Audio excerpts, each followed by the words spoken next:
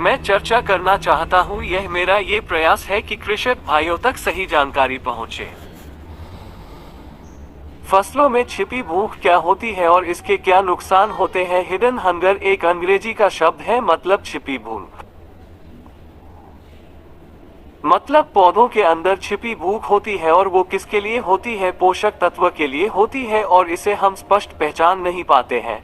इससे फसल की उपज में कमी आ जाती है और हमको पता भी नहीं चलता है कि ये उपज में कमी किसके कारण से हो रही है। अगर हम इस हिडन हंगर, छिपी भूख को पहचान ले तो उस पोषक तत्वों को दे सकते हैं और अच्छी उपज ले सकते हैं।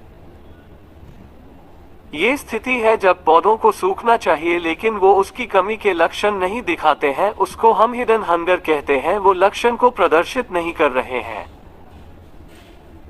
अब सामान्य स्थिति में क्या होता है? जब पौधों को आवश्यक पोषक तत्व पर्याप्त मात्रा में मिलते हैं तो उनकी ग्रोथ, वृद्धि अच्छी होती है और हमें फसल से उपज अच्छी मिलती है और पौधे कोई कमी के लक्षण नहीं दिखाते हैं। मान लीजिए नाइट्रोजन की अगर कमी हो जाए या फास्फोरस की कमी हो जाए तो उसके जो लक्षण दिखाते हैं, नाइट्रोजन कमी होती है तो नीचे की पत्तियां पीली पड़ने लगती है। फास्फोरस की होती है तो पत्तियां लाल बैंगनी होने लगती है। अगर पोटेशियम की कमी होती है तो पत्तियां किनारों से सूखने लगती है। सल्फर की कमी होती है तो ऊपर की पत्तियां पीली होने लगती है। लोहे की कमी होती है तो पत्तियां सफेद होने लगती है। जिंक की कमी होती है तो पत्तियों के किनारे भूरे पड़ने लगते हैं। सभी पोषक तत्व की कमी के अपने विशिष्ट लक्षण होते हैं और हम उसको देखकर पहचान सकते हैं और जिस तत्व कमी हो रही है और हम उस तत्व की पूर्ति कर देते हैं।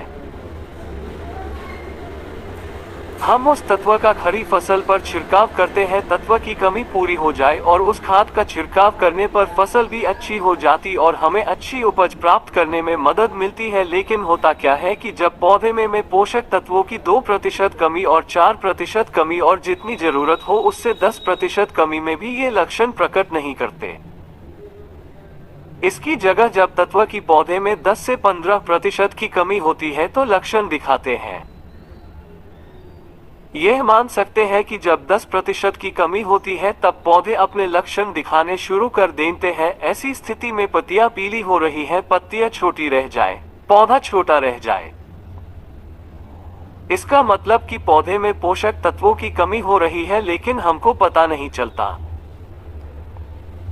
जब तक तत्व की कमी कभी 10% से ज्यादा हो जाती है, कभी कभी तो 15% की भी कमी भी हो सकती है। हर फसल में कमी का ये स्तर अलग अलग होता है। तो साधारण तौर से एक औसत अगर हम लेते हैं तो ये है, एक पौधे में 4-5% होने पर भी कमी के लक्षण नहीं दिखाता है। लक्षण तब दिखाता है कि कमी का स्तर जब उसमें 10% से ज्यादा हो जाए, तो इसका मतलब कि उसमें बहुत अधिक कमी हो गई है। अब वह अपने लक्षण दिखा रहा है, मतलब कि पत्तियां पीली पड़ रही है। लक्षण दिखाए तब तक 10% से भी ज्यादा नुकसान हो गया है। यह नुकसान 20, 25, 30% तक का हो सकता है। नुकसान हो गया हो तो हमको इस बात का ध्यान रखना चाहिए कि पोषक तत्व हम तब नहीं देने की कमी के लक्षण आए। कमी के लक्षण कोई 10 से ज्यादा जो कमी हो गई है या 15% से ज्यादा कमी हो गई है, लक्षण नजर आ रहे हैं। लक्षण देखने का इंतजार नहीं करना चाहिए कि पत्तियां पीली पड़ रहे हैं तो तत्व डाल दें। हिडन हंगर ऐसी स्थिति है जिसमें पौधे में तत्व की कमी होते हुए भी उसके अंदर उपज में कमी आ रही है, उसकी ग्रोथ में कमी आ रही है, लेकिन वह अपने कमी के लक्षण दिखाता नहीं है। ये लगभग सभी फसलों होता है, चाहे वो मक्का हो या गन्ना हो। सभी फसलों में यह इतना स्थिति रहती है तो समझ गए होंगे कि पौधा अपनी भूख को प्रदर्शित नहीं कर रहा है। पौधा अपनी भूख को कैसे प्रदर्शित करेगा? उसको किस चीज की है? पोषक तत्वों की है। वो खुद प्रदर्शित करता है जिस पोषक तत्व की कमी होती है। तो इसका मतलब ये है कि हमको कमी के लक्षण के आने तक इंतजार नहीं करना चाहिए, हिडन हंगर की स्थिति से बचना चाहिए। हम खेत में जाते हैं, हमें फसल अच्छी नजर आती है, हो सकता है तत्व की कमी हो रही हो। जब कमी 10% से ज्यादा होगी तब उसका कलर चेंज होगा तो वह पीली पड़नी शुरू होगी। तब तक तो हमारा 10% नुकसान हो गया। जिसका मतलब जो हमारी फसल 100 रुपए की तुलना में 10 रुपए और मिल सकते थे, 110 रुपये मिल सकते थे। फसल 1000 रुपये की है तो 100 रुपए का नुकसान हो गया। अब बच कैसे सकते? अंदर छिपी भूख है या नहीं है, अगर साइंटिफिक हम बात करें, लेकिन एक साधारण किसान लिए संभव नहीं होता है कि वह इस हिडन हंगर को पहचान सके।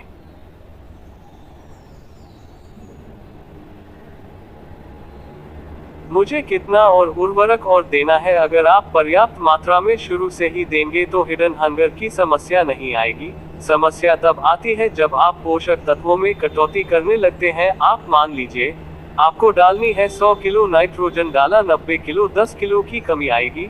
60 किलो डालना था, डाला 50 किलो, वो धीरे धीरे 2 कमी आएगी, लेकिन पौधा लक्षण प्रदर्शित तो नहीं करेगा, लेकिन तत्व की कमी तो आ गई और उस कमी से उसकी वृद्धि भी प्रभावित होगी।